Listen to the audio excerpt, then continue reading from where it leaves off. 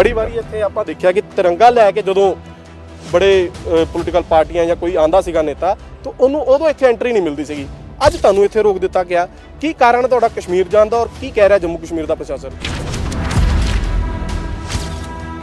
मैं तो इत्थे दरियाफ्त करन आ रहा है कि तकलीफ सिखां नूं, पंडितां नूं, मुसलमानां नूं की तकलीफ है ते जिहड़े लेफ्टिनेंट गवर्नर साहब हैं उन्हां नूं की तकलीफ है कि मेरे उत्ते इहो जिहा जाबता लाता कि मैनूं अंदर ही नहीं वड़न दिता।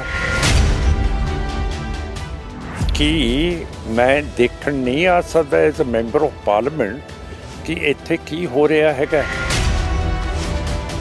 हुण तुसीं देखो आ बस्तरबंद गड्डियां ਇੱਥੇ ਤੇ ਆਹ ਦੇਖੋ ਬੰਦੂਕਾਂ ਮੇਰੇ ਤੇ ਕਸੀ ਬੈਠੇ ਆ। ਤੁਹਾਡਾ ਪ੍ਰੋਗਰਾਮ ਕੀ ਸੀਗਾ ਉੱਥੇ? ਕਸ਼ਮੀਰ ਜਾਣਾ ਚਾਹੁੰਦੇ ਸੀਗੇ? ਕੀ ਕੋਈ ਪ੍ਰੋਗਰਾਮ ਤੁਸੀਂ ਪਹਿਲਾਂ ਪ੍ਰਸ਼ਾਸਨ ਨੂੰ ਦੱਸਿਆ ਸੀਗਾ? ਕੋਈ ਇਹਨਾਂ ਨੂੰ ਨੌਲੇਜ ਸੀਗੀ ਕਿ ਤੁਸੀਂ ਇੱਥੇ ਜਾਣਾ ਚਾਹੁੰਦੇ ਹੋ ਜਾਂ ਉੱਥੇ ਜਾ ਕੇ ਉਹ ਪ੍ਰੋਗਰਾਮ ਕਰਨਾ ਚਾਹੁੰਦੇ ਹੋ? ਹਾਂ, ਇਹਨਾਂ ਦੇ ਕੋਲੇ ਸੀਗੀ। ਇਹਨਾਂ ਨੇ ਚਿੱਠੀ ਵੀ ਸਾਰੇ ਜ਼ਿਲ੍ਹਿਆਂ ਨੂੰ ਲਿਖੀ ਆ, ਉਹ ਵੀ ਸਾਡੇ ਕੋਲੇ ਹੈਗੀ ਹੈ ਕਿ ਸਿਮਰਨਜੀਤ ਸਿੰਘ ਮਾਨ ਤੇ ਸਾਰੀ ਪਾਰਟੀ ਆ ਰਹੀ ਹੈ, ਇਹਨਾਂ ਨੂੰ ਕੋਈ ਤਕਲੀਫ ਨਾ ਹੋਏ, ਇਹਨਾਂ ਦਾ ਆਦਰ ਸਤਿਕਾਰ ਹੋਵੇ। ਸਰਕਟ ਹਾਊਸ ਮੇਰੇ ਲਈ ਬੁੱਕ ਕੀਤਾ ਗਿਆ ਜੰਮੂ। ਕਿਹਨਾਂ ਨੇ ਲਿਖੀ ਸੀ ਚਿੱਠੀ? ਤੇ ਇੱਥੇ ਜਦੋਂ ਮੈਂ ਆਉਂਦਾ ਤਾਂ ਸਾਨੂੰ ਰੋਕਿਆ ਜਾਂਦਾ ਹੈ ਨਾ। ਮੈਥੋਂ ਡਰਦੇ ਹੈ, ਚੀਨ ਤੇ ਪਾਕਿਸਤਾਨ ਤੋਂ ਇਹਨਾਂ ਨੂੰ ਕੋਈ ਡਰ ਨਹੀਂ ਹੈ ਤੇ ਉਹਨਾਂ ਦੇ ਖਿਲਾਫ ਗੱਲ ਵੀ ਨਹੀਂ ਕਰ ਸਕਦੇ, ਬੰਦੂਕ ਵੀ ਨਹੀਂ ਚੱਕ ਸਕਦੇ। ਸਾਰੀਆਂ ਬੰਦੂਕਾਂ ਇੱਥੇ ਲਾਈਆਂ ਹੋਈਆਂ।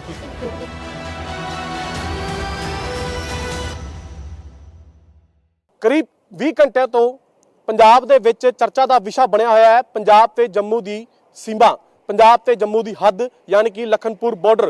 क्योंकि पिछले करीब 20 घंटिया तो इत्थे सिमरनजीत सिंह मान जो संगरूर तो MP ने और श्रोमणी अकाली दल अमृतसर के प्रधान ने वो इत्थे धरना लगाई बैठे ने, क्योंकि इन्हां नूं लखनपुर बॉर्डर तो अगे यानी कि जम्मू की हद जिथों शुरू हुंदी है उत्थे अंदर नहीं जान दिता जा रहा।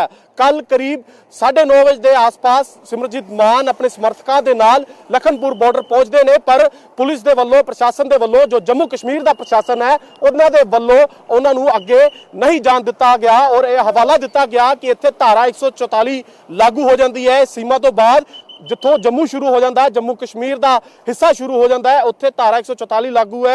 इस करके इन्हां नूं अगे नहीं जान दिता जाएगा।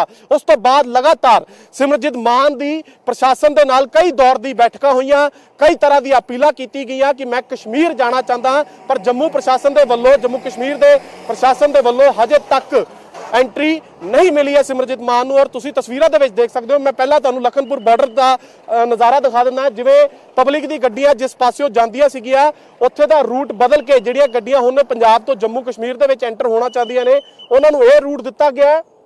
जिवें तुसीं देख सकते हो बसां या जिहड़ियां आम पैसेंजर गड्डियां ने उन्हां नूं रूट डाइवर्ट करके लखनपुर बॉर्डर तो इस तरह लगाया जा रहा। और दूजे पासे जिहड़ा मेन रस्ता सीगा, जिहड़ा लखनपुर बॉर्डर जिन्हों कहा जाता है, यही इको एक रस्ता है जिथों जे पंजाब तो जम्मू कश्मीर दे विच एंटर होना है, जिहड़ा वैलिड रस्ता, जिहड़ा वड्डा बॉर्डर मन्निया जाता है, यही लखनपुर बॉर्डर है जिन्हों सील किया गया है। और जिथे तुसीं देख सकते हो कि वड्डे वड्डे बैरीकेड लगाए गए ने, ये इसे करके लगाए गए ने क्योंकि सिमरनजीत मान संगरूर तो MP लगातार अपील कर रहे हैं और मंग कर रहे हैं कि वो जम्मू कश्मीर जाना चाहते हैं, कश्मीर दे विच जाके प्रचार करना चाहते हैं। इसे गल तो जिहड़ा जम्मू कश्मीर का प्रशासन है उन्होंने इन्हां नूं करीब 20 घंटे तो इत्थे रोक के रखा होया। तुसीं देख सकते हो कि किवें इत्थे सिमरनजीत मान दे जिहड़े समर्थक ने हौली हौली जुटना शुरू हो गए ने। एक पासे जम्मू कश्मीर की पुलिस खड़ी है, DSP लैवल के अधिकारी खड़े ने। बार बार जो प्रशासन ने सानू जानकारी दी है उहदे मुताबिक इत्थे कई बार SP आ चुके हैं जिले के, कठुआ के, कई बार SSP आ चुके हैं, DC आ चुके हैं और 10 तो वध दौर की जिहड़ी मीटिंग है सिमरनजीत मान हुणां दे नाल ये हो चुकी है। क्योंकि लगातार जम्मू कश्मीर का जिहड़ा प्रशासन है सिमरनजीत मान हुणां नूं कह रहा है कि तुसीं इत्थे ना बैठो, तुहानूं एंट्री अगे नहीं मिलनी। प्रशासन का तर्क ये है कि उत्थे इस सीमा तो अगे जिहड़ी है धारा 144 लागू है, इसे करके सिमरनजीत मान हुणां नूं एंट्री इत्थों नहीं दी गई। तुसीं एक पासे तस्वीरां देख सकते हो, मेरे खब्बे पासे MP सिमरनजीत मान अपने समर्थकों के नाल करीब 20 घंटे तो इत्थे ही बैठे ने। हौली हौली इन्हां दे जिहड़े समर्थक ने इत्थे जुटना शुरू हो गए ने। तुसीं सिमरनजीत मान नूं देख सकते हो, जिहड़ी गड्डी दे विच ओह एंट्री मंग रहे ने उसे गड्डी दे कोल टेंट लगा दिता गया ਔਰ ਸਮਰਥਕ ਇੱਥੇ ਧਰਨਾ ਲਗਾ ਕੇ ਹੁਣ ਬੈਠੇ ਹੋਏ ਨੇ। ਹੌਲੀ ਹੌਲੀ ਜਿਹੜੇ ਇਹ ਸਮਰਥਕ ਨੇ ਇੱਥੇ ਇਹਨਾਂ ਦੀ ਗਿਣਤੀ ਜਿਹੜੀ ਹੈ ਵੱਧਦੀ ਜਾ ਰਹੀ ਹੈ। ਇੱਕ ਪਾਸੇ ਤੁਸੀਂ ਇਹ ਨਜ਼ਾਰਾ ਦੇਖ ਸਕਦੇ ਹੋ ਔਰ ਦੂਜੇ ਪਾਸੇ ਤੁਸੀਂ ਨਜ਼ਾਰਾ ਇਹ ਦੇਖ ਸਕਦੇ ਹੋ ਜਿੱਥੇ ਜੰਮੂ ਕਸ਼ਮੀਰ ਦੇ ਪ੍ਰਸ਼ਾਸਨ ਦੇ ਵੱਲੋਂ ਤੈਨਾਤੀ ਕੀਤੀ ਗਈ ਹੈ। J&K ਪੁਲਿਸ ਦੀਆਂ ਵੱਡੀਆਂ ਗੱਡੀਆਂ ਇਸੇ ਬਾਰਡਰ ਤੇ ਅਕਸਰ ਬੜਾ ਰਸ਼ ਰਹਿੰਦਾ ਹੈ, ਕਿਉਂਕਿ ਜਿਵੇਂ ਮੈਂ ਤੁਹਾਨੂੰ ਪਹਿਲਾਂ ਸ਼ੁਰੂਆਤ ਦੇ ਵਿੱਚ ਦਿਖਾਇਆ ਕਿ ਗੱਡੀਆਂ ਜਿਹੜੀਆਂ ਨੇ ਰੂਟ ਡਾਇਵਰਟ ਕੀਤਾ ਗਿਆ, ਇਹੀ ਇੱਕ ਕੋਈ ਵੱਡਾ ਪੁਆਇੰਟ ਹੁੰਦਾ ਸੀਗਾ ਜਿੱਥੋਂ ਐਂਟਰੀਆਂ ਮਿਲਦੀਆਂ ਨੇ। ਆਮ ਪੈਸੰਜਰ ਜਿਹੜੇ ਜਿਨ੍ਹਾਂ ਨੇ ਜੰਮੂ ਕਸ਼ਮੀਰ ਦੇ ਵਿੱਚ ਟਰੈਵਲ ਕਰਨਾ ਹੁੰਦਾ ਹੈ ਉਹਨਾਂ ਨੂੰ ਐਂਟਰੀ ਮਿਲਦੀ ਸੀਗੀ, ਪਰ ਇਹ ਸਾਰਾ ਬਾਰਡਰ ਜਿਹੜਾ ਹੈ ਉਹ ਸੀਲ ਕਰ ਦਿੱਤਾ। ਤੁਸੀਂ ਦੇਖ ਸਕਦੇ ਹੋ ਕਿ ਕਿਵੇਂ DSP ਲੈਵਲ ਦੇ ਅਧਿਕਾਰੀ, ਵੱਡੇ ਪੁਲਿਸ ਦੇ ਅਧਿਕਾਰੀ ਇੱਥੇ ਇਸ ਵੇਲੇ ਮੌਜੂਦ ਨੇ। ਲਗਾਤਾਰ ਜਿਵੇਂ ਮੈਂ ਤੁਹਾਨੂੰ ਦੱਸ ਰਿਹਾ ਕਿ 10 ਵਾਰ ਤੋਂ ਵੱਧ ਦੇ ਦੌਰ ਦੀ ਜਿਹੜੀ ਬੈਠਕਾਂ ਨੇ ਉਹ ਸਿਮਰਜੀਤ ਮਾਨ ਉਹਨਾਂ ਦੇ ਨਾਲ ਹੋ ਚੁੱਕੀ ਹੈ ਔਰ ਲਗਾਤਾਰ ਪ੍ਰਸ਼ਾਸਨ ਦੇ ਵੱਲੋਂ ਅਪੀਲ ਕੀਤੀ ਜਾ ਰਹੀ ਹੈ ਕਿ ਇਹਨਾਂ ਨੂੰ ਇੱਥੇ ਬੈਠਣਾ ਨਹੀਂ ਚਾਹੀਦਾ ਔਰ ਇਹਨਾਂ ਨੂੰ ਇੱਥੋਂ ਐਂਟਰੀ ਵੀ ਅੱਗੇ ਨਹੀਂ ਮਿਲਣੀ। ਆਪਾਂ ਕੋਸ਼ਿਸ਼ ਕਰਦੇ ਹਾਂ ਸਿਮਰਜੀਤ ਮਾਨ ਉਹਨਾਂ ਦੇ ਨਾਲ ਗੱਲਬਾਤ ਕਰਨ ਦੀ। ਬਹੁਤ ਸਾਰੇ ਸਮਰਥਕ ਜਿਹੜੇ ਨੇ ਤੁਸੀਂ ਇੱਥੇ ਦੇਖ ਸਕਦੇ ਹੋ ਕਿ ਧਰਨਾ ਦਾ ਇੱਕ ਰੂਪ ਹੈ ਜਿਹੜਾ, ਕਿਉਂਕਿ ਲਗਾਤਾਰ ਸਿਮਰਜੀਤ ਮਾਨ ਜਿਹੜੇ ਨੇ ਉਹ ਐਂਟਰੀ ਮੰਗ ਰਹੇ ਨੇ, ਜੰਮੂ ਕਸ਼ਮੀਰ ਦੀ ਹੱਦ ਦੇ ਵਿੱਚ ਐਂਟਰ ਹੋਣਾ ਚਾਹੁੰਦੇ ਨੇ, ਪਰ ਐਂਟਰੀ ਡਿਨਾਈ ਕੀਤੀ ਜਾ ਰਹੀ ਹੈ ਪ੍ਰਸ਼ਾਸਨ ਦੇ ਵੱਲੋਂ। ਇੱਕ ਪਾਸੇ ਤੁਸੀਂ ਦੇਖ ਸਕਦੇ ਹੋ ਕਿ ਕਿਵੇਂ ਸੀਲ ਕਰ ਦਿੱਤਾ ਗਿਆ ਪੂਰਾ ਬਾਰਡਰ, ਕਿਵੇਂ ਵੱਡੇ ਅਧਿਕਾਰੀ ਇੱਥੇ ਖੜੇ ਨੇ ਔਰ 10 ਤੋਂ ਬਾਅਦ ਦੌਰ ਤੋਂ ਵੱਧ ਜਿਹੜੀ ਹੈ ਗੱਲਬਾਤ ਇਹਨਾਂ ਦੇ ਨਾਲ ਹੋ ਚੁੱਕੀ ਹੈ। ਆਪਾਂ ਸਿਮਰਜੀਤ ਮਾਨ ਉਹਨਾਂ ਨਾਲ ਗੱਲ ਕਰਦੇ ਹਾਂ। ਮਾਨ ਸਾਹਿਬ, ਬੜੀ ਵਾਰੀ ਇੱਥੇ ਆਪਾਂ ਦੇਖਿਆ ਕਿ ਤਿਰੰਗਾ ਲੈ ਕੇ ਜਦੋਂ ਬੜੇ ਪੋਲੀਟੀਕਲ ਪਾਰਟੀਆਂ ਜਾਂ ਕੋਈ ਆਂਦਾ ਸੀਗਾ ਨੇਤਾ ਤਾਂ ਉਹਨੂੰ ਉਦੋਂ ਇੱਥੇ ਐਂਟਰੀ ਨਹੀਂ ਮਿਲਦੀ ਸੀਗੀ, ਅੱਜ ਤੁਹਾਨੂੰ ਇੱਥੇ ਰੋਕ ਦਿੱਤਾ ਗਿਆ। ਕੀ ਕਾਰਨ ਤੁਹਾਡਾ ਕਸ਼ਮੀਰ ਜਾਣ ਦਾ ਔਰ ਕੀ ਕਹਿ ਰਿਹਾ ਜੰਮੂ ਕਸ਼ਮੀਰ ਦਾ ਪ੍ਰਸ਼ਾਸਨ? ਮੈਂ ਤਾਂ ਇੱਥੇ ਦਰਿਆਫਤ ਕਰਨ ਆ ਰਿਹਾ ਕਿ ਤਕਲੀਫ ਸਿੱਖਾਂ ਨੂੰ, ਪੰਡਤਾਂ ਨੂੰ, ਮੁਸਲਮਾਨਾਂ ਨੂੰ ਕੀ ਤਕਲੀਫ ਹੈ। ਇਹ ਦਰਿਆਫਤ ਕਰਨ ਆਉਣਾ ਹੈ ਕਿ ਪੰਡਤਾਂ ਨੂੰ ਸਭ ਕੁਝ ਦੇਤਾ ਹਕੂਮਤ ਨੇ, ਅਸੈਂਬਲੀ ਨੂੰ ਭੰਗ ਕਰਤਾ, 370 ਭੰਗ ਕਰਤੀ, 35A ਭੰਗ ਕਰਤਾ, ਐਫਸਪਾ ਕਾਨੂੰਨ ਲਾਗੂ ਕਰਤਾ ਜਿਹਦੇ ਨਾਲ ਫੌਜ ਨੂੰ ਇੰਨੀ ਪਾਵਰ ਦਿੱਤੀ ਹੈ, ਕਿਸੇ ਨੂੰ ਮਾਰ ਸਕਦੀ ਹੈ, ਕਿਸੇ ਦੇ ਉੱਤੇ ਜਬਰ ਜਨਾਹ ਕਰ ਸਕਦੀ ਹੈ, ਕਿਸੇ ਨੂੰ ਕੁੱਟ ਮਾਰ ਸਕਦੀ ਹੈ, ਕਿਸੇ ਨੂੰ ਡਿਸਅਪੀਅਰ ਕਰ ਸਕਦੀ ਹੈ। ਹੁਣ ਤਕਲੀਫ ਕੀ ਹੈ? ਤੇ ਜਿਹੜੇ ਲੈਫਟੀਨੈਂਟ ਗਵਰਨਰ ਸਾਹਿਬ ਹੈ ਉਹਨਾਂ ਨੂੰ ਕੀ ਤਕਲੀਫ ਹੈ ਕਿ ਮੇਰੇ ਉੱਤੇ ਇਹੋ ਜਿਹਾ ਜਾਬਤਾ ਲਾਤਾ ਕਿ ਮੈਨੂੰ ਅੰਦਰ ਹੀ ਨਹੀਂ ਵੜਨ ਦਿੱਤਾ। ਇਹ ਚੌਥੀ ਵਾਰੀ ਹੋਇਆ ਮੇਰੇ ਨਾਲ। ਕੀ ਮੈਂ ਦੇਖਣ ਨਹੀਂ ਆ ਸਕਦਾ as a member of parliament ਕਿ ਇੱਥੇ ਕੀ ਹੋ ਰਿਹਾ ਹੈਗਾ? ਹੁਣ ਤੁਸੀਂ ਦੇਖੋ ਆਹ ਬਸਤਰਬੰਦ ਗੱਡੀਆਂ ਇੱਥੇ, ਤੇ ਆਹ ਦੇਖੋ ਬੰਦੂਕਾਂ ਮੇਰੇ ਤੇ ਕਸੀ ਬੈਠੇ ਹੈ ਨਾ। ਤੇ ਚੀਨ ਤੋਂ ਕਿੰਨਾ ਇਲਾਕਾ ਇੰਡੀਆ ਨੇ ਲਦਾਖ ਦਾ ਲੁਟਾ ਲਿਆ। ਇਹ ਗੱਡੀਆਂ ਤੇ ਇਹ ਸਾਰੇ ਜਵਾਨ ਤਾਂ ਲਦਾਖ ਦੇ ਬਾਰਡਰ ਤੇ ਹੋਣੇ ਚਾਹੀਦੇ ਹੈ। ਤੇ ਸਿਮਰਨਜੀਤ ਸਿੰਘ ਮਾਨ ਦੇ ਕੋਲੇ ਤਾਂ ਕੋਈ ਫੌਜ ਨਹੀਂ, ਨਾ ਮੇਰੇ ਕੋਲ ਕੋਈ ਮੁਲਕ ਹੈ, ਤੇ ਇੱਥੇ ਬਸਤਰਬੰਦ ਗੱਡੀਆਂ ਮੇਰੇ ਤੇ ਲਾਤੀਆਂ। ਹੁਣੇ ਮੈਨੂੰ ਹਕੂਮਤ ਨੇ ਕਿਹਾ ਕਿ ਜੀ ਤੁਸੀਂ ਇੱਥੇ ਨਾ ਜ਼ਿਆਦਾ ਬੈਠੋ, ਕਿਉਂ ਕਰਕੇ ਇਹ ਰਸਤਾ ਐਂਬੂਲੈਂਸ ਦੇ ਲਈ ਅਸੀਂ ਖਾਸ ਰੱਖਿਆ ਹੋਇਆ। ਤੇ ਮੈਂ ਪੁੱਛਿਆ ਕਿ ਅਸੀਂ ਤਾਂ ਰਸਤਾ ਨਹੀਂ ਰੋਕ ਰਹੇ, ਪਰ ਆ ਜਿਹੜੇ ਬਸਤਰਬੰਦ ਗੱਡੀਆਂ ਤੁਸੀਂ ਇੱਥੇ ਲਾਈਆਂ ਇਹਦੇ ਵਿੱਚੋਂ ਦੀ ਐਂਬੂਲੈਂਸ ਕਿਵੇਂ ਨਿਕਲੂਗੀ? ਹੁਣ ਦੱਸੋ, ਇਹੋ ਜਿਹੇ ਗੈਰ ਦਲੀਲ ਇਹ ਗੱਲ ਕਰ ਰਹੇ ਹੈ ਤਾਂ ਦਲੀਲ ਦੇ ਨਾਲ ਤਾਂ ਗੱਲ ਨਹੀਂ ਕਰਦੇ ਹੈਗੇ। ਤੁਹਾਡਾ ਪ੍ਰੋਗਰਾਮ ਕੀ ਸੀਗਾ? ਉੱਥੇ ਕਸ਼ਮੀਰ ਜਾਣਾ ਚਾਹੁੰਦੇ ਸੀਗੇ? ਕੀ ਕੋਈ ਪ੍ਰੋਗਰਾਮ ਤੁਸੀਂ ਪਹਿਲਾਂ ਪ੍ਰਸ਼ਾਸਨ ਨੂੰ ਦੱਸਿਆ ਸੀਗਾ? ਕੋਈ ਇਹਨਾਂ ਨੂੰ ਨੌਲੇਜ ਸੀਗੀ ਕਿ ਤੁਸੀਂ ਇੱਥੇ ਜਾਣਾ ਚਾਹੁੰਦੇ ਹੋ ਜਾਂ ਉੱਥੇ ਜਾ ਕੇ ਉਹ ਪ੍ਰੋਗਰਾਮ ਕਰਨਾ ਚਾਹੁੰਦੇ ਹੋ? ਹਾਂ, ਇਹਨਾਂ ਦੇ ਕੋਲੇ ਸੀਗੀ। ਇਹਨਾਂ ਨੇ ਚਿੱਠੀ ਵੀ ਸਾਰੇ ਜ਼ਿਲ੍ਹਿਆਂ ਨੂੰ ਲਿਖੀ ਹੈ, ਉਹ ਵੀ ਸਾਡੇ ਕੋਲੇ ਹੈਗੀ ਹੈ ਕਿ ਸਿਮਰਨਜੀਤ ਸਿੰਘ ਮਾਨ ਤੇ ਸਾਰੀ ਪਾਰਟੀ ਆ ਰਹੀ ਹੈ, ਇਹਨਾਂ ਨੂੰ ਕੋਈ ਤਕਲੀਫ ਨਾ ਹੋਏ, ਇਹਨਾਂ ਦਾ ਆਦਰ ਸਤਿਕਾਰ ਹੋਵੇ। ਸਰਕਟ ਹਾਊਸ ਮੇਰੇ ਲਈ ਬੁੱਕ ਕੀਤਾ ਗਿਆ ਜੰਮੂ। ਕਿਹਨਾਂ ਨੇ ਲਿਖੀ ਸੀ ਚਿੱਠੀ? ਪ੍ਰਸ਼ਾਸਨ ਦੇ ਵੱਲੋਂ ਉੱਥੇ ਦੇ ਜੰਮੂ ਤੋਂ ਸਾਰਿਆਂ ਨੂੰ ਚਿੱਠੀ ਆਈ ਹੈ। ਕਿਸੇ ਕੋਲੇ ਹੈਗੀ ਹੈ, ਦਿਖਾ ਦਿਓ ਇਹਨਾਂ ਨੂੰ ਇਹ ਜਿਹੜੀ ਚਿੱਠੀ ਆਈ ਹੈ। ਸਾਰਾ ਕੁਝ ਹੋਇਆ। ਤੇ ਇੱਥੇ ਜਦੋਂ ਮੈਂ ਆਉਂਦਾ ਤਾਂ ਸਾਨੂੰ ਰੋਕਿਆ ਜਾਂਦਾ। ਮੈਂ DC ਨੂੰ ਪੁੱਛਿਆ ਕਿ ਕਾਹਦੇ ਲਈ ਤੁਸੀਂ ਇਹ ਕੀਤਾ ਹੈਗਾ? ਮੇਰਾ ਹੱਕ ਹੈ ਕਨਸਟੀਟਿਊਸ਼ਨ ਦੇ ਮੁਤਾਬਕ ਕਿ ਮੇਰਾ ਵਕੀਲ ਹੋਣਾ ਚਾਹੀਦਾ। ਮੇਰਾ ਵਕੀਲ ਹੈ ਨਹੀਂ, ਨਾ ਤੁਸੀਂ ਮੈਨੂੰ ਬਿਠਾਇਆ ਹੈ, ਤੇ ਸਿੱਧਾ ਮੇਰੇ ਤੇ ਆਰਡਰ ਕਰਤਾ ਤੇ ਆਰਡਰ ਦੇ ਵਿੱਚ ਲਿਖਤਾ ਕਿ ਤੇਰੇ ਆਉਣ ਦੇ ਨਾਲ ਐਮਰਜੈਂਸੀ ਲੱਗ ਗਈ ਹੈ। ਫਿਰ ਬਾਅਦ ਦੇ ਵਿੱਚ ਮੈਂ DC ਸਾਹਿਬ ਨੂੰ ਪੁੱਛਿਆ, ਕਹਿੰਦੇ ਜੀ ਸਿਰਫ आपके ऊपर इमरजेंसी लगी है, जम्मू कश्मीर के ऊपर इमरजेंसी नहीं लगी। तो मैं क्या एक आदमी के उत्ते केड़ी इमरजेंसी लग सकती है ना? फिर वो शर्मिंदा है ਕਿਉਂ ਕਰਕੇ ਉਹਨੇ ਸਰਕਾਰੀ ਤੌਰ ਤੇ ਲਿਖਤਾ ਕਿ ਇੱਥੇ ਐਮਰਜੈਂਸੀ ਲੱਗੀ ਹੋਈ ਹੈ। ਹੁਣ ਉਹ ਕਾਗਜ਼ ਕੋਰਟ ਦੇ ਵਿੱਚ ਜਾ ਰਹੇ ਹੈ, ਤਾਂ ਹੁਣ ਇਹਨਾਂ ਦੀ ਪੇਸ਼ੀ ਪਊਗੀ ਕਿ ਐਮਰਜੈਂਸੀ ਸਾਡੇ ਇਹੀ ਸਵਾਲ ਮੈਂ ਵੀ ਪ੍ਰਸ਼ਾਸਨ ਤੋਂ ਪੁੱਛਿਆ ਕਿ ਧਾਰਾ 144 ਕੀ ਪੂਰੇ ਲੋਕਾਂ ਦੇ ਲਈ ਲਾਗੂ ਹੈ ਜਾਂ ਸਿਮਰਜੀਤ ਮਾਨ ਔਰ ਉਹਨਾਂ ਦੇ ਸਮਰਥਕਾਂ ਦੇ ਲਈ ਲਾਗੂ ਹੈ? ਤੁਹਾਨੂੰ ਉਹਨਾਂ ਨੇ ਕੀ ਕਲੈਰਿਟੀ ਦਿੱਤੀ? ਕਿਉਂਕਿ ਆਪਾਂ ਗੱਡੀਆਂ ਤੇ ਲੋਕ ਤਾਂ ਐਂਟਰ ਹੋ ਹੀ ਰਹੇ ਨੇ ਜੰਮੂ ਦੀ ਹੱਦ ਦੇ ਵਿੱਚ, ਕਠੂਏ ਜ਼ਿਲ੍ਹੇ ਦੇ ਵਿੱਚ ਤਾਂ ਧਾਰਾ 144 ਲਾਗੂ ਨਹੀਂ ਹੋਏਗੀ, ਪਰ ਜੇ ਫਿਰ ਸਿਮਰਜੀਤ ਮਾਨ ਉਹਨਾਂ ਤੇ ਧਾਰਾ 144 ਜਿਵੇਂ ਤੁਸੀਂ ਆਪ ਵੀ ਦੱਸ ਰਹੇ ਹੋ, ਤੇ ਫਿਰ ਇਹੋ ਜਿਹੀ ਇਹਨਾਂ ਨੂੰ ਕੀ ਲੋੜ ਪੈ ਗਈ ਕਿ ਧਾਰਾ 144 ਤੁਹਾਡੇ ਤੇ ਲਾ ਦੇ ਸਕਦੇ ਹੱਥ ਤੇ ਬਸਤਰਬੰਦ ਗੱਡੀਆਂ ਲਾਈਆਂ ਹੋਈਆਂ ਕਿ ਪਤਾ ਨਹੀਂ ਕੀ ਹੋ ਗਿਆ। ਤੇ ਹੋਮ ਮਿਨਿਸਟਰ ਸ਼ਾਹ ਸਾਹਿਬ ਨੇ 3-4 ਦਿਨ ਹੋਇਆ ਕਿ ਸੁੱਖ ਤੇ ਚੈਨ ਦੀ ਬੰਸਰੀ ਇੱਥੇ ਵੱਜ ਰਹੀ ਹੈ ਤੇ ਬਹੁਤ ਵਧੀਆ ਮਾਹੌਲ ਹੈ। 370 ਅਸੀਂ ਉਡਾਤੀ, 35 ਉਡਾਤੀ, ਅਸੈਂਬਲੀ ਉਡਾਤੀ, ਸਾਰਾ ਕੁਝ ਕਰਤਾ ਤੇ ਇੱਥੇ ਤਾਂ ਵਧੀਆ ਕੰਮ ਹੈ। ਹੁਣ ਤੁਸੀਂ ਦੱਸੋ ਵਧੀਆ ਕੰਮ ਕਿੱਥੇ ਹੈ? 2 ਗਰੀਬ ਮਜ਼ਦੂਰ ਕੱਲ੍ਹ ਮਾਰੇ ਗਏ ਹੈ, ਇੱਕ ਪੰਡਤ ਦੂਜੇ ਤੀਜੇ ਦਿਨ ਮਾਰਿਆ ਗਿਆ, ਮੁਸਲਮਾਨਾਂ ਦੇ ਉੱਤੇ ਫੌਜ ਮਾਰੀ ਜਾਂਦੀ ਹੈ ਤੇ ਸਿੱਖਾਂ ਨੂੰ ਆਪਣੇ ਹੱਕ ਨਹੀਂ ਮਿਲ ਰਹੇ ਜਿਹੜੇ ਬਾਕੀ ਮਿਨੋਰਿਟੀਜ਼ ਨੂੰ ਮਿਲ ਰਹੇ ਹੈ।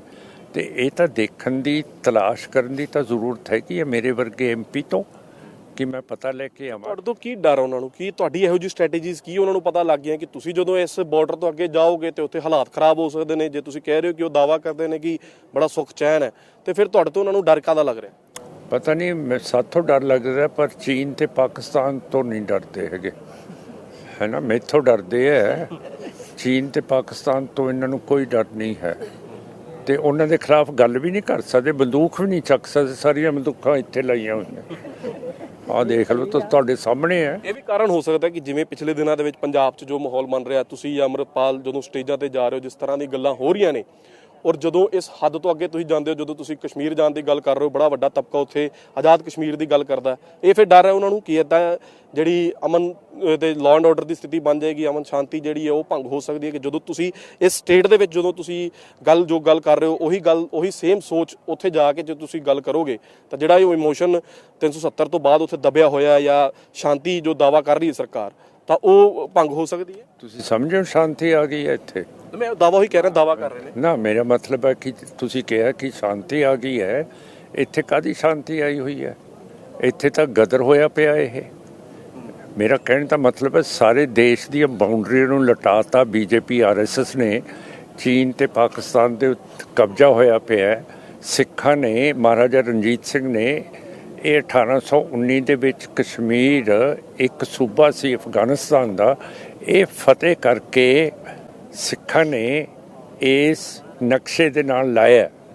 ਇਹ ਨਕਸ਼ਾ ਪੂਰਾ 1947 ਦੇ ਵਿੱਚ ਹਿੰਦੂਤਵਾ ਹੁਕੂਮਤ ਨੂੰ ਮਿਲ ਗਿਆ ਸੀ, ਪਰ ਹਿੰਦੂਤਵਾ ਹੁਕੂਮਤ ਨੇ ਅੱਧਾ ਪਾਕਿਸਤਾਨ ਨੂੰ ਦੇਤਾ, ਇੱਕ ਹਿੱਸਾ ਚੀਨ ਨੂੰ ਦੇਤਾ, ਇੱਕ ਹਿੱਸਾ ਆਪਣੇ ਕੋਲੇ ਰੱਖਿਆ। ਹੁਣ ਮੇਰਾ ਮਤਲਬ ਇਹਨਾਂ ਦੀ ਤਾਂ ਗੱਲ ਕੋਈ ਕਰੂਗਾ ਨਾ। ਤੇ ਹੁਣ ਜੇ ਪਾਰਲੀਮੈਂਟ ਦੇ ਵਿੱਚ ਗੱਲ ਨਹੀਂ ਹੋ ਰਹੀ ਕਿ ਲਦਾਖ ਦੇ ਵਿੱਚ ਚੀਨ ਅੰਦਰ ਆ ਵੜੀ ਹੈ ਤੇ ਇਹ ਪ੍ਰਾਈਮ ਮਿਨਿਸਟਰ ਕਹਿ ਰਹੇ ਹੈ ਕਿ 1 ਇੰਚ ਵੀ ਅਸੀਂ ਚੀਨ ਨੂੰ ਨਹੀਂ ਲਟਾਈ, ਤੇ ਫਿਰ ਪ੍ਰਾਈਮ ਮਿਨਿਸਟਰ ਤੇ ਡਿਫੈਂਸ ਮਿਨਿਸਟਰ ਕਿਉਂ ਕਹਿੰਦੇ ਹੈ ਕਿ ਅਸੀਂ ਚਾਹੁੰਦੇ ਹਾਂ ਉਹੀ ਸਥਿਤੀ ਜੋ April 2020 ਤੋਂ ਪਹਿਲਾਂ ਸੀ। 2020 ਤੋਂ ਫੈਬਰਵਰੀ ਤੋਂ ਬਾਅਦ ਚੀਨ ਨੇ ਇੱਥੇ ਹਮਲੇ ਕੀਤੇ ਹੈ, ਠੀਕ ਹੈ।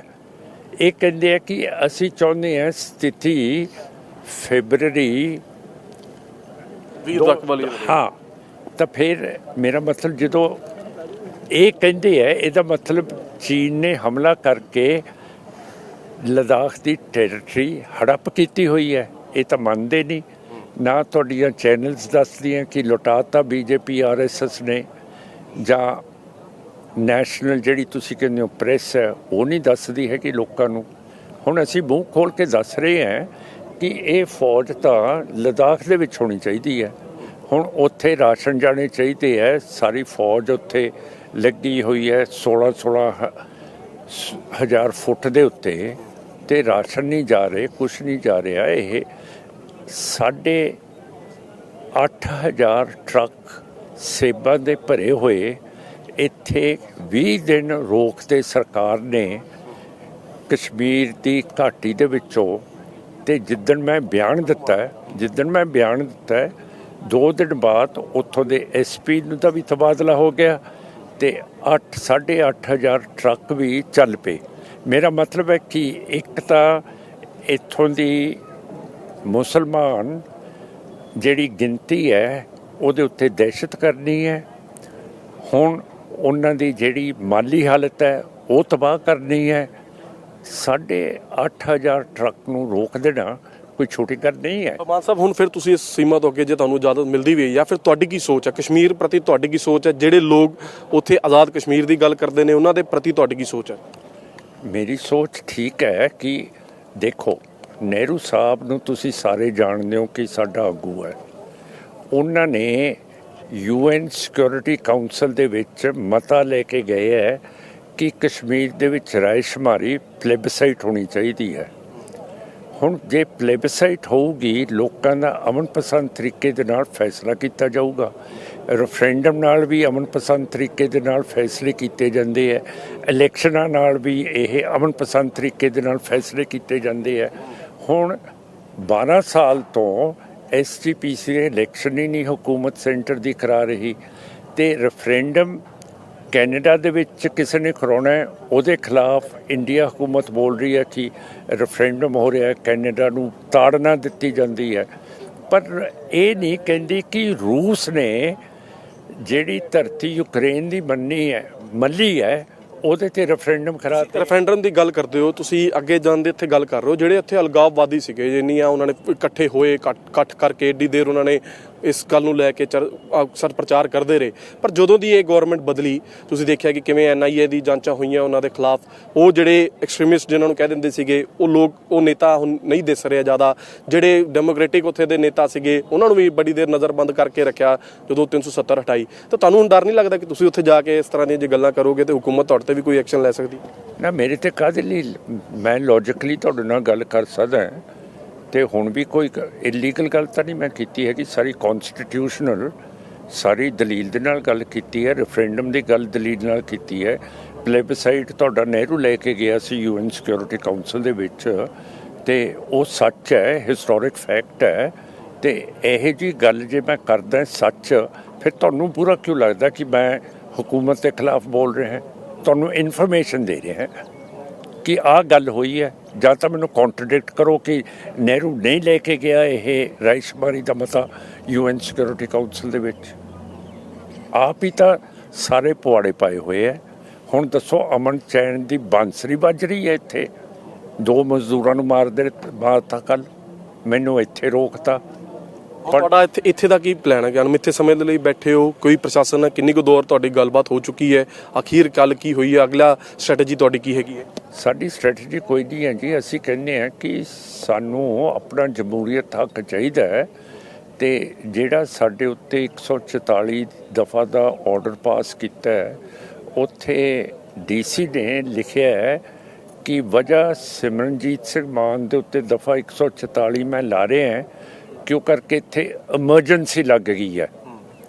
ਹੁਣ ਤੁਸੀਂ ਦੱਸੋ, ਇੱਕ ਬੰਦੇ ਦੇ ਉੱਤੇ ਐਮਰਜੈਂਸੀ ਲੱਗਦੀ ਹੈ? ਇੰਦਰਾ ਗਾਂਧੀ ਨੇ ਤਾਂ ਸਾਰੇ ਮੁਲਕ ਦੇ ਉੱਤੇ ਐਮਰਜੈਂਸੀ ਲਾਈ ਸੀਗੀ। ਜਦੋਂ ਮੈਂ ਪੁੱਛਿਆ DC ਨੂੰ ਕਿ ਇੱਕ ਬੰਦੇ ਦੇ ਉੱਤੇ ਐਮਰਜੈਂਸੀ ਕਿਵੇਂ ਲੱਗ ਸਕਦੀ ਹੈ, ਕਹਿੰਦੇ ਨਹੀਂ ਐਸੇ ਹੋ ਸਕਦਾ ਹੈ। ਲੈ ਦੱਸੋ, ਆਹ ਦਲੀਲ ਦੇ ਨਾਲ ਤੁਸੀਂ ਕੋਰਟ ਦੇ ਵਿੱਚ ਫਿਰ ਕੋਰਟ ਦਾ ਰਾਹ ਅਪਣਾਓਗੇ ਜਾਂ ਫਿਰ ਕੋਈ ਗੱਲਬਾਤ ਦੇ ਦੌਰ ਤੇ ਤੁਹਾਨੂੰ ਇਜਾਜ਼ਤ ਮਿਲ ਸਕਦੀ? ਮੈਂ ਹਮੇਸ਼ਾ ਜਮਹੂਰੀਅਤ ਦਾ ਰਾਹ ਫੜਦਾ। ਕੋਰਟ ਦੇ ਵਿੱਚ ਅਸੀਂ ਅੱਜ ਗਏ ਹੋਏ ਹਾਂ, ਕਥੂਏ ਦੀ ਕੋਰਟ ਪਤਾ ਨਹੀਂ ਕੀ ਫੈਸਲਾ ਕਰੂਗੀ, ਤੇ ਸਾਡੀ ਕਮੇਟੀ ਬਣੀ ਹੈ, ਇਹ ਦੱਸੂਗੀ ਕਿ ਅੱਗੇ ਕੀ ਕਰਨਾ ਹੈਗਾ।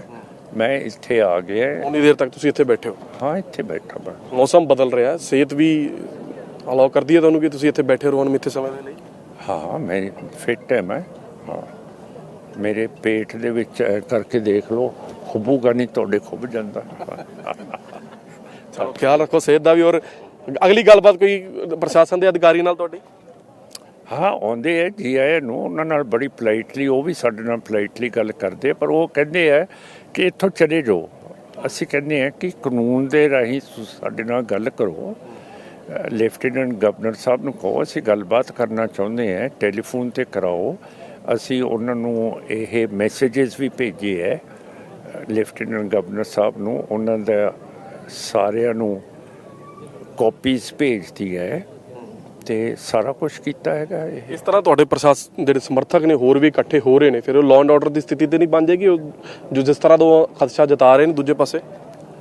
ਦੇਖੋ, ਇਹ ਜਿਹੜਾ ਲਾਅ ਐਂਡ ਆਰਡਰ ਤੁਸੀਂ ਗੱਲ ਕਰਦੇ ਹੋ ਨਾ, ਇਹ ਬਣਾਈ ਹੋਈ ਗੱਲ ਹੈ।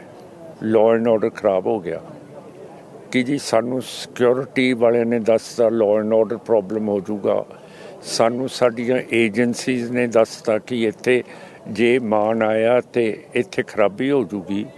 ਮੈਂ ਡੀਸੀ ਤੇ ਐਸਐਸਪੀ ਨੂੰ ਪੁੱਛਿਆ ਕਿ ਤੁਹਾਡੀ ਜਿਹੜੀ ਖੁਫੀਆ ਏਜੰਸੀ ਰॉ ਤੇ ਆਈਬੀ ਹੈ, ਉਹਨੇ ਤੁਹਾਨੂੰ ਦੱਸਿਆ ਸੀਗਾ ਕਿ ਅਫਗਾਨਿਸਤਾਨ ਦੇ ਵਿੱਚ ਇੱਕਦਮ ਅਮਰੀਕਨ ਫੌਜ ਨੇ ਨਿਕਲ ਜਾਣਾ ਹੈ, ਤੇ ਜੇ ਦੱਸਿਆ ਹੁੰਦਾ ਤੁਸੀਂ ਹਿੰਦੂ ਤੇ ਸਿੱਖਾਂ ਨੂੰ ਪਹਿਲਾਂ ਬਾਹਰ ਕੱਢ ਲੈਂਦੇ। ਤੁਹਾਡੀ ਇੰਟੈਲੀਜੈਂਸ ਨੇ ਦੱਸਿਆ ਸੀ ਤੁਹਾਨੂੰ ਕਿ ਯੂਕਰੇਨ ਦੇ ਉੱਤੇ ਰਸ਼ੀਆ ਨੇ ਹਮਲਾ ਕਰ ਦੇਣਾ। ਜੇ ਦੱਸਿਆ ਹੁੰਦਾ ਤੁਸੀਂ 10,000 ਆਪਣੇ ਡਾਕਟਰ ਪਹਿਲਾਂ ਹੀ ਬਾਹਰ ਕੱਢ ਲੈਣੇ ਸੀਗੇ। ਤੁਹਾਨੂੰ ਦੱਸਿਆ ਕਿ ਚੀਨ ਨੇ ਹਮਲਾ ਕਰ ਦੇਣਾ ਲਦਾਖ ਦੇ ਉੱਤੇ, ਤੁਹਾਡੀ ਤਿਆਰੀ ਹੋ ਜਾਂਦੀ। ਹੁਣ ਮੇਰਾ ਮਤਲਬ, ਹੁਣ ਇੰਟੈਲੀਜੈਂਸ ਜੇ ਫੇਲੀਅਰ ਹੈ, ਉਹ ਮਾਨ ਦੇ ਉੱਤੇ ਕਿਉਂ ਸਿਰਫ ਇਹ ਸਾਰਾ ਕੁਝ ਸਿੱਟਦੇ ਹੋ? ਕਹਿੰਦੇ ਜੀ ਸਾਨੂੰ ਇੰਟੈਲੀਜੈਂਸ ਤੋਂ ਖਬਰਾਂ ਆਈਆਂ। ਮੈਂ ਇਹ ਪੁੱਛਿਆ ਕਿ ਦੱਸੋ, ਜੇ ਲਦਾਖ ਦੇ ਬਾਰੇ ਇੰਟੈਲੀਜੈਂਸ ਨੇ ਦੱਸਿਆ ਹੋਵੇ, ਰੂਸ ਦਾ ਕਬਜ਼ਾ ਯੂਕਰੇਨ ਦੇ ਉੱਤੇ ਦੱਸਿਆ ਹੋਵੇ, ਅਮਰੀਕਾ ਫੌਜਾਂ ਕੱਢ ਕੇ ਲੈ ਕੇ ਜਾ ਰਿਹਾ ਅਫਗਾਨਿਸਤਾਨ, ਉਹ ਦੱਸਿਆ ਹੋਵੇ, ਤੇ ਫਿਰ ਕਾਹਦੀ ਇੰਟੈਲੀਜੈਂਸ ਹੈ ਜੀ? ਦੱਸੋ। ਆਖਰੀ ਸਵਾਲ, ਫਿਰ ਜਿਹੜੇ ਤੁਹਾਡੇ ਸਮਰਥਕ ਇੱਥੇ ਜੁਟ ਰਹੇ ਨੇ ਉਹਨਾਂ ਨੂੰ ਤੁਹਾਡੀ ਕੀ ਅਪੀਲ ਹੈ, ਜਾਂ ਜਿਹੜੇ ਪੰਜਾਬ ਭਰ ਤੋਂ ਤੁਹਾਨੂੰ ਦੇਖ ਰਹੇ ਨੇ, ਅਲੱਗ-ਅਲੱਗ ਇਲਾਕਿਆਂ 'ਚ ਦੇਖ ਰਹੇ ਨੇ, ਉਹਨਾਂ ਨੂੰ ਤੁਹਾਡੀ ਕੀ ਅਪੀਲ ਹੈ, ਜਿਹੜੇ ਲੋਕ ਇੱਥੇ ਆ ਵੀ ਰਹੇ ਨੇ? ਕਿਉਂਕਿ ਆਪਾਂ ਦੇਖ ਰਹੇ ਕਿ ਲਗਾਤਾਰ ਇੱਥੇ ਲੋਕ ਜੁਟ ਰਹੇ ਨੇ ਜਦੋਂ ਤੱਕ ਤੁਸੀਂ ਇੱਥੇ ਬੈਠੇ ਹੋ। ਮੈਂ ਨਹੀਂ ਕੁਛ ਕਰ ਰਿਹਾ, ਮੈਂ ਤਾਂ ਇਹ ਕਹਿ ਰਿਹਾ ਕਿ ਇਹ ਜਿਹੜਾ ਮੇਰਾ ਹੱਕ ਹੈ ਕਨਸਟੀਟਿਊਸ਼ਨਲ, ਉਹ ਮੈਨੂੰ ਦਿੱਤਾ ਜਾਵੇ। ਹੋਰ ਤਾਂ ਕੁਛ ਮੇਰੀ ਮੰਗ ਨਹੀਂ ਹੈਗੀ ਕਿ ਮੈਨੂੰ ਰੋਕ ਕੇ ਕਸ਼ਮੀਰ ਨੂੰ ਤੁਸੀਂ ਭਾਰਤ ਜਾਂ ਇੰਡੀਆ ਦੇ ਅੰਗ ਤੋਂ ਤੋੜ ਲਿਆ। ਜਿਹੜਾ ਤੁਸੀਂ ਦਾਅਵਾ ਕਰਦੇ ਸੀ ਕਸ਼ਮੀਰ ਤੋਂ ਲੈ ਕੇ ਕੰਨਿਆਕੁਮਾਰੀ ਤੱਕ ਇੰਡੀਆ ਏਕ ਹੈ, ਤੇ ਫਿਰ ਇਹ ਤਾਂ ਸਿਰਫ ਹਿੰਦੂ ਰਾਸ਼ਟਰ ਬਣਾਤਾ ਤੁਸੀਂ ਕਿ ਇਹ ਤਾਂ ਇਹਦੇ 'ਚ ਜਾ ਹੀ ਨਹੀਂ ਸਕਦਾ ਕੋਈ ਗੈਰ ਕਸ਼ਮੀਰ ਦਾ ਬੰਦਾ। ਜਦ ਕਿ 1947 ਤੋਂ ਪਹਿਲਾਂ ਸਾਡੀ ਪ੍ਰਾਪਰਟੀ ਹੁੰਦੀ ਸੀ ਗੁਲਮਰਗ ਦੇ ਵਿੱਚ।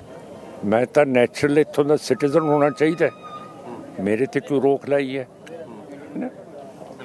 ਐਮਪੀ ਸਿਮਰਨਜੀਤ ਮਾਨ ਜੋ ਕਹਿ ਰਹੇ ਨੇ ਕਿ ਲਗਾਤਾਰ ਪ੍ਰਸ਼ਾਸਨ ਦੇ ਨਾਲ ਉਹਨਾਂ ਦੀ ਗੱਲਬਾਤ ਚੱਲ ਰਹੀ ਹੈ ਔਰ ਜਾ ਕੇ ਕਸ਼ਮੀਰ ਦੇ ਹਾਲਾਤ ਦੇਖਣਾ ਚਾਹੁੰਦੇ ਨੇ। ਜੇਕਰ ਕਸ਼ਮੀਰ ਭਾਰਤ ਦਾ ਇੱਕ ਅੰਗ ਹੈ ਤਾਂ ਫਿਰ ਇਹਨਾਂ ਵਾਸਤੇ ਇਹ ਐਮਰਜੈਂਸੀ ਲਾਗੂ ਕਿਉਂ ਹੈ? ਜਿਵੇਂ ਸਿਮਰਨਜੀਤ ਮਾਨ ਹੁਣੀ ਕਹਿ ਰਹੇ ਨੇ ਕਿ ਡੀਸੀ ਦੇ ਵੱਲੋਂ ਜੋ ਆਰਡਰ ਦਿਖਾਇਆ ਗਿਆ, ਉਹ ਦੱਸਿਆ ਗਿਆ ਕਿ ਇਹਨਾਂ ਉੱਤੇ ਐਮਰਜੈਂਸੀ ਲਗਾਈ ਗਈ ਔਰ ਉਹ ਕੋਰਟ ਦਾ ਰਾਹ ਅਪਣਾ ਰਹੇ ਨੇ। ਕੋਰਟ ਦੇ ਰਾਹ ਦੇ ਬਾਅਦ ਕੋਰਟ ਦੀ ਜੋ ਫੈਸਲਾ ਹੋਏਗਾ ਉਹਦੇ ਮੁਤਾਬਕ ਹੀ ਇਹਨਾਂ ਦੀ ਜਿਹੜੀ ਅਗਲੀ ਕਮੇਟੀ ਹੈ ਉਹ ਫੈਸਲਾ ਲਏਗੀ। ਔਰ ਦੂਜੇ ਪਾਸੇ ਤੁਸੀਂ ਦੇਖ ਸਕਦੇ ਹੋ ਕਿ ਕਿਵੇਂ ਕੁਝ ਪ੍ਰਸ਼ਾਸਨ ਦੇ ਅਧਿਕਾਰੀ ਆ ਰਹੇ ਨੇ, ਲਗਾਤਾਰ ਸਿਮਰਨਜੀਤ ਮਾਨ ਉਹਨਾਂ ਦੇ ਨਾਲ ਗੱਲਬਾਤ ਕਰ ਰਹੇ ਨੇ। ਸਰ, ਤੁਸੀਂ ਉਧਰੋਂ ਆਏ ਜੀ, ਪ੍ਰਸ਼ਾਸਨ ਦੇ ਵੱਲੋਂ ਅਪੀਲ ਹੈ? ਨਹੀਂ, ਤੁਹਾਡੇ ਅੱਛਾ, ਤੁਸੀਂ ਅੱਗੇ ਫਿਰ ਕੀ ਚੱਲ ਰਿਹਾ ਸਰ ਇਸ ਵੇਲੇ? ਹੁਣ ਅਗਲੀ ਕੀ ਦਲੀਲ ਕੋਰਟ ਦੇ ਵਿੱਚ ਰੱਖੀ ਜਾਏਗੀ ਔਰ ਕਿਵੇਂ ਤੁਹਾਨੂੰ ਲੱਗਦਾ ਕਿ ਜਿਹੜਾ ਜੰਮੂ ਕਸ਼ਮੀਰ ਪ੍ਰਸ਼ਾਸਨ ਹੈ ਉਹ ਸਿਮਰਨਜੀਤ ਮਾਨ ਉਹਨਾਂ ਨੂੰ ਇਜਾਜ਼ਤ ਦੇਗਾ ਕਸ਼ਮੀਰ 'ਚ ਜਾਣ ਦੀ? देखो, एज ए एडवोकेट मुझे इन बातों पे कमेंट्स नहीं करने हैं। अदालत मुझे मान साहब की तरफ से वकील बनने का न्योता मिला है। मैंने उनका वकालतनामा साइन करवा लिया है। सुबह ही मेरी टीम आई थी। अदालत में कल क्या होगा उसके बारे में मैं आपको अगली तारीख कल है, कल है तारीख, कल उसको मैं आपको बताने नहीं जा रहा हूँ। हमने जो तैयारी करनी थी, हमने जो ड्राफ्टिंग करनी है वो हम कर चुके हैं। अभी हम मान साहब से मिलेंगे, उनको अपनी पिटीशन। ये तो बता सकते हैं कि आपकी तरफ से क्या दलील रखी जा रही है? क्योंकि सिमरनजीत मान ये कह रहे हैं कि उन पे इमरजेंसी वाला ऑर्डर कुछ आया कि एक अकेले पे इमरजेंसी लगाई गई है, तो आपकी दलील क्या होगी कोर्ट में?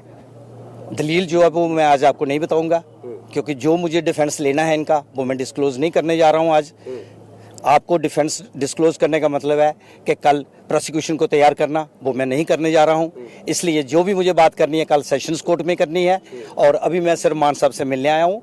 अपने जब तक मैं अपने क्लाइंट का इंटरव्यू नहीं करूंगा इतनी देर मैं कुछ भी आपको बताने को तैयार नहीं हूं। थैंक कर सकते हो अगली कार्रवाई। तो ਤੁਸੀਂ ਦੇਖ ਸਕਦੇ ਹੋ ਕਿ ਕਿਵੇਂ ਜਿਹੜੇ ਸਿਮਰਨਜੀਤ ਮਾਨ ਉਹਨਾਂ ਦੇ ਵਕੀਲ ਨੇ ਜਿਨ੍ਹਾਂ ਨੇ ਕੱਲ ਕਠੂਆ ਦੀ ਜ਼ਿਲ੍ਹਾ ਅਦਾਲਤ ਦੇ ਵਿੱਚ ਇਹਨਾਂ ਦਾ ਪੱਖ ਰੱਖਣਾ ਤਾਂ ਉਹ ਪੱਖ ਰੱਖਣ ਦੇ ਲਈ ਵਕੀਲ ਸਾਹਿਬ ਜਿਹੜੇ ਨੇ ਹੁਣ ਆਏ ਨੇ ਇੱਥੇ। ਇਹਨਾਂ ਦਾ ਵਕਾਲਤਨਾਮਾ ਸਾਈਨ ਹੋਣ ਤੋਂ ਬਾਅਦ ਅੱਗੇ ਕਾਰਵਾਈ ਅਗਲੀ ਕੋਰਟ ਦੇ ਵਿੱਚ, ਯਾਨੀ ਕਿ ਤੁਸੀਂ ਸਮਝ ਸਕਦੇ ਹੋ ਕਿ ਜਿਹੜੀ ਅਗਲੀ ਰਣਨੀਤੀ ਹੈ ਉਹ ਅਗਲੀ ਕੋਰਟ ਦੇ ਵਿੱਚ ਕੱਲ ਰੱਖੀ ਜਾਏਗੀ। ਕੋਰਟ ਦੇ ਵਿੱਚ ਦਲੀਲ ਸਿਮਰਜੀਤ ਮਾਨ ਉਹਨਾਂ ਦੇ ਵੱਲੋਂ ਰੱਖੀ ਜਾਏਗੀ। ਉਸ ਤੋਂ ਬਾਅਦ ਹੀ ਕੋਰਟ ਅਗਲਾ ਫੈਸਲਾ ਕੀ ਸੁਣਾਉਂਦੀ ਹੈ ਉਹਦੇ ਤੇ ਨਿਰਭਰ ਕਰਦਾ ਸਿਮਰਜੀਤ ਮਾਨ ਉਹਨਾਂ ਦਾ ਅੱਜ ਦਾ ਇਹ ਧਰਨਾ, ਯਾਨੀ ਕਿ ਅੱਜ ਦੀ ਰਾਤ ਵੀ ਹੋ ਸਕਦਾ ਕਿ ਸਿਮਰਜੀਤ ਮਾਨ ਜਿਹੜੇ ਨੇ ਇੱਥੇ ਬੈਠੇ ਰਹਿਣ। ਜੋ ਹੁਣ ਤੱਕ ਦੀ ਜੋ ਵਕੀਲ ਦੇ ਨਾਲ ਗੱਲਬਾਤ ਕਰਨ ਤੋਂ ਬਾਅਦ ਤੇ ਇਹੀ ਸਾਹਮਣੇ ਹੁੰਦਾ ਨਜ਼ਰ ਆਉਂਦਾ। ਪਰ ਜ਼ਿਲ੍ਹਾ ਜੇ ਜੰਮੂ ਕਸ਼ਮੀਰ ਦਾ ਕੋਈ ਪ੍ਰਸ਼ਾਸਨ ਦੇ ਅਧਿਕਾਰੀ ਆ ਕੇ ਗੱਲਬਾਤ ਕਰਦੇ ਨੇ ਜਾਂ ਸਮਝਾਉਣ ਦੀ ਕੋਸ਼ਿਸ਼ ਕਰਦੇ ਨੇ, ਉਹ ਹਜੇ ਸਾਨੂੰ ਇੰਤਜ਼ਾਰ ਕਰਨਾ ਪਏਗਾ। ਪਰ ਜੋ ਇਹਨਾਂ ਦੀ ਅਗਲੀ ਰਣਨੀਤੀ ਹੈ ਜੋ ਆਪਾਂ ਇਹ ਸਮਝ ਪਾ ਰਹੇ ਹਾਂ ਉਹਦੇ ਮੁਤਾਬਕ ਤਾਂ ਇਹੀ ਹੈ ਕਿ ਕੋਰਟ ਦੇ ਰਾਹੀਂ ਜੰਮੂ ਕਸ਼ਮੀਰ ਦੇ ਵਿੱਚ ਐਂਟਰੀ ਲੈਣਗੇ ਸਿਮਰਜੀਤ ਮਾਨ, ਔਰ ਉਨੀ ਦੇਰ ਤੱਕ ਹੋ ਸਕਦਾ ਕਿ ਇੱਥੇ ਬੈਠੇ ਵੀ ਰਹਿਣ। ਔਰ ਕੋਰਟ, ਕਿਉਂਕਿ ਹੁਣ ਤੱਕ ਕੋਰਟ ਬੰਦ ਹੋ ਚੁੱਕੀ ਹੈ, ਵਕੀਲ ਕੱਲ ਹੀ ਆਪਣੀ ਦਲੀਲ ਉੱਥੇ ਰੱਖਣਗੇ। ਕੁਝ ਸਮਰਥਕ ਜਿਹੜੇ ਨੇ ਇੱਥੇ ਨਾਲ, ਤੁਸੀਂ ਕਿੱਥੋਂ ਆਏ ਹੋ ਜੀ? ਵਾਹਿਗੁਰੂ ਜੀ ਕਾ ਖਾਲਸਾ ਵਾਹਿਗੁਰੂ ਜੀ ਕੀ ਫਤਿਹ। ਦਾਸ ਪਰਮਿੰਦਰ ਸਿੰਘ ਜੀ, ਸ਼੍ਰੋਮਣੀ ਅਕਾਲੀ ਦਲ ਅੰਮ੍ਰਿਤਸਰ ਤੋਂ, ਹਲਕਾ ਇੰਚਾਰਜ ਮੁਕੇਰੀਆਂ ਤੋਂ। ਹਾਂਜੀ, ਤੁਸੀਂ ਇੱਥੇ ਫਿਰ ਕੱਲ ਤੋਂ ਹੀ ਇੱਥੇ ਇਹਨਾਂ ਨਾਲ ਕਦੋਂ ਤੋਂ ਆਏ? ਸਵੇਰੇ ਆ ਗਏ ਸੀਗੇ। ਮਾਨ ਸਾਹਿਬ ਨੂੰ ਜਿੱਦਾਂ ਰਾਤੀ ਰੋਕਿਆ ਸੀਗਾ, ਫਿਰ ਰਾਤੀ ਫੋਨ ਕਰਕੇ ਜਦੋਂ ਮਾਨ ਸਾਹਿਬ ਨੂੰ ਪੁੱਛਿਆ ਤੇ ਉਹ ਕਹਿੰਦੇ ਰੁਕ ਜਾਓ ਅਜੇ। ਤੇ ਫਿਰ ਸਵੇਰੇ ਜਿੱਦਾਂ ਮੈਸੇਜ ਮਿਲ ਗਿਆ ਸੀਗਾ ਕਿ ਪਹੁੰਚੋ ਇੱਥੇ, ਜਿਹੜਾ ਵਾ ਉਹ ਕਾਰਵਾਈ ਆਪਾਂ ਪ੍ਰੋਟੈਕਟ ਆਪਣਾ ਕਰਾਂਗੇ, ਉਦੋਂ ਤੋਂ ਹੀ ਆ ਕੇ ਇੱਥੇ ਲਗਾਤਾਰ ਇਹ ਦੇਖੋ ਆਪ ਜੀ ਦੇ ਚੈਨਲ ਦੇ ਰਾਹੀਂ ਦੱਸਣਾ ਚਾਹੁੰਦੇ ਆ ਕਿ ਜਿੱਦਾਂ ਜਿਹੜਾ ਇਹ ਭਾਰਤ ਦੇਸ਼ ਹੈ ਜਮਹੂਰੀਅਤ ਦਾ ਢੰਡੋਰਾ ਪਿੱਟਦਾ ਹੈ। ਇਹ ਸਾਹਮਣੇ ਹੈ ਜਮਹੂਰੀਅਤ, ਦੇਖੋ ਘੱਟ ਗਿਣਤੀਆਂ ਦੇ ਨਾਲ ਧੱਕਾ ਕੀਤਾ ਜਾ ਰਿਹਾ। ਇੱਕ ਅਕੇਲੇ ਸਰਦਾਰ ਸਿਮਰਨਜੀਤ ਸਿੰਘ ਮਾਨ ਹੀ ਹੈ ਜਿਨ੍ਹਾਂ ਨੂੰ ਰੋਕ ਕੇ ਦੇਖੋ ਕਸ਼ਮੀਰ ਨਹੀਂ ਜਾਣ ਦਿੱਤਾ ਜਾ ਰਿਹਾ। ਤੇ ਇਹਨੂੰ ਆਪਾਂ ਕੀ ਸਮਝਦਾਂਗੇ? ਬਿਲਕੁਲ ਜਮਹੂਰੀਅਤ ਦਾ ਇਹ ਘਾਣ ਕਰਦੀ ਪਈ ਹੈ ਸਰਕਾਰ, ਤੇ ਬਿਲਕੁਲ ਫੇਲੀਅਰ ਸਰਕਾਰ ਨੂੰ ਖਦਸ਼ਾ ਇਹ ਹੋ ਸਕਦਾ ਕਿ ਜਿਸ ਤਰ੍ਹਾਂ ਇੱਥੇ ਜੋ ਸਿਮਰਜੀਤ ਮਾਨ, ਮੈਂ ਉਹਨਾਂ ਨੂੰ ਵੀ ਸਵਾਲ ਪੁੱਛਿਆ ਕਿ ਜਿਵੇਂ ਮੰਚਾਂ ਤੇ ਅੰਮ੍ਰਿਤਪਾਲ ਦੇ ਨਾਲ ਜਾਂ ਕੁਝ ਇਦਾਂ ਦੇ ਜੋ ਗੱਲਾਂ ਹੋ ਰਹੀਆਂ ਨੇ, ਜੋ ਗੱਲਾਂ ਇੱਥੇ ਇਸ ਜ਼ਮੀਨ ਤੇ ਹੋ ਰਹੀਆਂ ਨੇ, ਅੱਗੇ ਜਾ ਕੇ ਕਸ਼ਮੀਰ 'ਚ ਵੀ ਉਹੋ ਜਿਹਾ ਮਾਹੌਲ ਹੈ, ਮਾਹੌਲ ਖਰਾਬ ਨਾ ਹੋ ਜਾਏ। ਤੁਹਾਨੂੰ ਲੱਗਦਾ ਕਿ ਇਸੇ ਕਰਕੇ ਅੱਗੇ ਸਰਕਾਰ ਨੂੰ ਖਦਸ਼ਾ ਹੈ, ਇਸੇ ਕਰਕੇ ਐਂਟਰੀ ਨਹੀਂ ਮਿਲ ਰਹੀ ਅੱਗੇ? ਦੇਖੋ ਸਰਦਾਰ ਸਿਮਰਨਜੀਤ ਸਿੰਘ ਮਾਨ ਮੌਕੇ ਦੇ ਮੌਜੂਦ ਐਮਪੀ ਨੇ। ਇਹਨਾਂ ਨੂੰ ਲੋਕਾਂ ਨੇ ਚੁਣ ਕੇ ਪਾਰਲੀਮੈਂਟ ਦੇ ਵਿੱਚ ਜਾ ਕੇ ਐਮਪੀ ਬਣਾਇਆ ਹੈ। ਇਦਾਂ ਦੀ ਕੋਈ ਗੱਲ ਨਹੀਂ ਹੈ। ਅਮਨ ਸ਼ਾਂਤੀ ਦੇ ਪ੍ਰਤੀਕ ਨੇ। ਅਮਨ ਸ਼ਾਂਤੀ ਦੇ ਨਾਲ ਅਸੀਂ ਆਪਣਾ ਸ਼ੁਰੂ ਤੋਂ ਲੈ ਕੇ ਹੁਣ ਤੱਕ ਜਿਹੜਾ ਆਪਣਾ ਅਸੀਂ ਲੜਾਈ ਜਿਹੜੀ ਉਹ ਲੜਦੇ ਪਏ ਹਾਂ, ਤੇ ਗੁਰੂ ਮਹਾਰਾਜ ਕਿਰਪਾ ਕਰੇ ਅਸੀਂ ਚੜ੍ਹਦੀ ਕਲਾ ਦੇ ਨਾਲ ਆਪਣੀ ਲੜਾਈ ਦੇ ਵਿੱਚ ਕਾਮਯਾਬ ਹੋਵਾਂਗੇ। ਬਿਲਕੁਲ, ਜਿਹੜੇ ਸਮਰਥਕ ਨੇ ਉਹ ਵੀ ਇਹ ਦਾਅਵਾ ਕਰ ਰਹੇ ਨੇ, ਖੁਦ ਸਿਮਰਜੀਤ ਮਾਨ ਵੀ ਇਹ ਦਾਅਵਾ ਕਰ ਰਹੇ ਨੇ ਕਿ ਬੜੀ ਅਸੀਂ ਸ਼ਾਂਤਮਈ ਢੰਗ ਦੇ ਨਾਲ ਇੱਥੋਂ ਦੀ ਅੱਗੇ ਜਾਣਾ ਚਾਹੁੰਦੇ। ਮੈਂ ਇੱਕ ਵਾਰ ਫਿਰ ਤੁਹਾਨੂੰ ਤਸਵੀਰ ਐਕਸਪਲੇਨ ਕਰ ਦਿੰਦਾ ਹੈ। ਜਿੱਧਰ ਮੈਂ ਇਸ ਵੇਲੇ ਆਪਾਂ ਖੜੇ ਹਾਂ, ਪੰਜਾਬ ਦਾ ਇਲਾਕਾ ਹੈ, ਲਖਨਪੁਰ ਬਾਰਡਰ ਹੈ। ਇਸ ਸੀਮਾ ਤੋਂ ਜੇ ਤੁਸੀਂ ਇਸ ਹੱਦ ਤੋਂ ਅੱਗੇ ਟੱਪਦੇ ਹੋ ਤਾਂ ਜੰਮੂ ਕਸ਼ਮੀਰ ਦਾ ਜਿਹੜਾ ਇਲਾਕਾ ਹੈ ਉਹ ਸ਼ੁਰੂ ਹੋ ਜਾਂਦਾ ਹੈ। ਜੰਮੂ ਕਸ਼ਮੀਰ ਦੇ ਵਿੱਚ ਤੁਸੀਂ ਦੇਖ ਸਕਦੇ ਹੋ ਕਿ ਕਿਵੇਂ ਜਿਹੜਾ ਪੁਲਿਸ, ਕਠੂਆ ਡਿਸਟ੍ਰਿਕਟ ਦੀ ਪੁਲਿਸ ਹੈ ਜਿਹੜੀ, ਉਹਨਾਂ ਦੇ ਵੱਲੋਂ ਇਹ ਬੈਰੀਕੇਟਿੰਗ ਕੀਤੀ ਗਈ ਹੈ, ਬਖਤਰਬੰਦ ਗੱਡੀਆਂ ਲਗਾਈਆਂ ਗਈਆਂ ਨੇ। ਇਹ ਸਿਰਫ ਸਿਮਰਜੀਤ ਮਾਨ ਉਹਨਾਂ ਨੂੰ ਰੋਕਣ ਦੇ ਲਈ ਕਿ ਕੱਲ ਸਿਮਰਜੀਤ ਮਾਨ ਜਦੋਂ ਇੱਥੇ ਪਹੁੰਚੇ ਸੀਗੇ ਤਾਂ ਉਹ ਅੱਗੇ ਨਾ ਜਾ ਸਕਣ, ਅੱਗੇ ਇਸ ਬਾਰਡਰ ਤੋਂ ਅੱਗੇ ਨਾ ਜਾ ਸਕਣ, ਯਾਨੀ ਕਿ ਜੰਮੂ ਕਸ਼ਮੀਰ ਦੇ ਵਿੱਚ ਐਂਟਰੀ ਨਾ ਲੈ ਸਕਣ। ਉਹਦਾ ਤਰਕ ਜਿਹੜਾ ਹੈ ਉਹ ਸਿਮਰਜੀਤ ਮਾਨ ਦਾਅਵਾ ਕਰ ਰਹੇ ਨੇ ਕਿ ਪ੍ਰਸ਼ਾਸਨ ਨੇ ਇਹ ਦਾਅਵਾ ਕੀਤਾ ਹੈ ਕਿ ਇੱਥੋਂ ਇਸ ਜ਼ਮੀਨ ਤੋਂ ਅੱਗੇ ਧਾਰਾ 144 ਲਾਗੂ ਹੋ ਜਾਂਦੀ ਹੈ। ਇਸੇ ਕਰਕੇ ਸਿਮਰਜੀਤ ਮਾਨ ਉਹਨਾਂ ਨੂੰ ਇੱਥੋਂ ਅੱਗੇ ਐਂਟਰੀ ਨਹੀਂ ਮਿਲ ਰਹੀ। ਔਰ ਸਿਮਰਜੀਤ ਮਾਨ ਉਹਨਾਂ ਦਾ ਜਿਹੜਾ ਪ੍ਰੋਗਰਾਮ ਹੈ ਉਹ ਕਸ਼ਮੀਰ ਜਾਣ ਦਾ ਹੈ। ਹੁਣ ਜੋ ਸਿਮਰਜੀਤ ਮਾਨ ਕਹਿ ਰਹੇ ਨੇ ਕਿ ਇਹਨਾਂ ਨੇ ਵਕੀਲ ਜਿਹੜੇ ਹਾਇਰ ਕੀਤੇ ਨੇ ਉਹ ਕਠੂਆ ਅਦਾਲਤ ਦੇ ਵਿੱਚ ਜਾ ਕੇ ਆਪਣੀ ਦਲੀਲ ਰੱਖਣਗੇ ਕੱਲ, ਔਰ ਕੱਲ ਹੋ ਸਕਦਾ ਕਿ ਕੱਲ ਤੱਕ ਸਿਮਰਜੀਤ ਮਾਨ ਇਸੇ ਤਰ੍ਹਾਂ ਇੱਥੇ ਬੈਠੇ ਰਹਿਣ। ਕੈਮਰਾਮੈਨ ਪਵਨ ਦੇ ਨਾਲ ਰਮਾਂਸ਼ੂ ਗਾਬਾ, ਦੈਨਿਕ ਸਵੇਰਾ ਟੀਵੀ, ਲਖਨਪੁਰ ਬਾਰਡਰ।